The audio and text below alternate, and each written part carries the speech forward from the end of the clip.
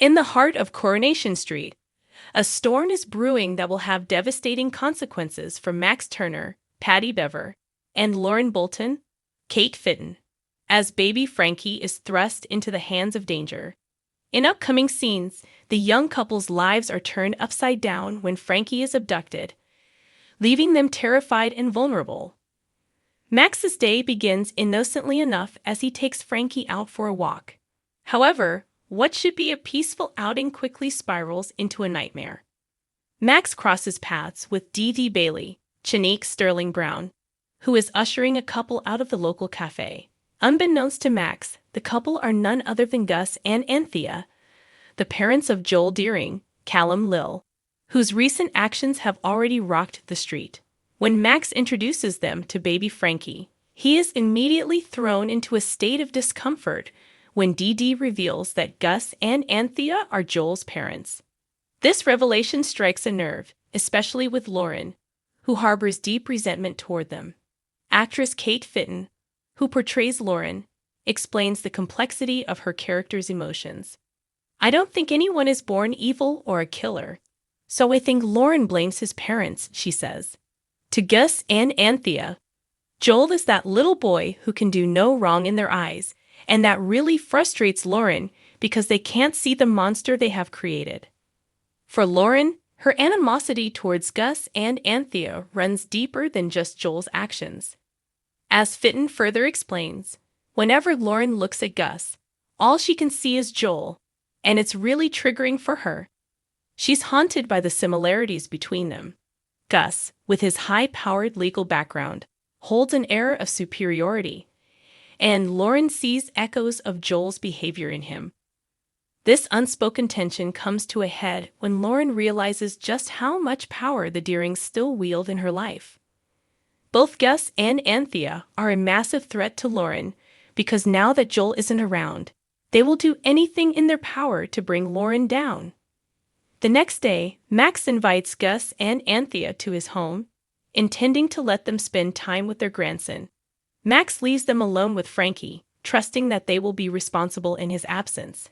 However, as Max is upstairs, a terrible realization begins to settle in. When he returns downstairs, Gus and Anthea are gone, and so is baby Frankie. Max's panic quickly turns to terror. The truth is undeniable. Frankie has been abducted. Lauren, already on edge due to her mistrust of Gus and Anthea, becomes frantic. Her worst fears have come to life. She is devastated to learn that Frankie has been admitted to the hospital with bruising all over his body. Doctors are now running tests to determine the extent of the injuries. The suspicion that Gus and Anthea have harmed Frankie is something that Lauren cannot shake. Kate Fitton delves deeper into Lauren's state of mind during these harrowing moments.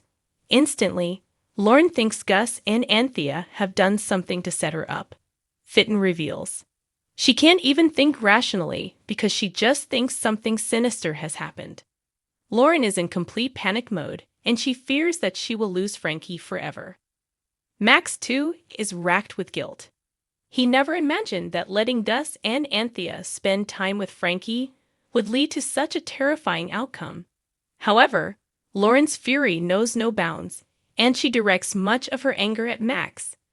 Lauren's looking for someone to blame, Fitton continues. Max will get the brunt of it because he should never have taken his eyes off of Frankie, not for even a second, when Gus and Anthea were visiting.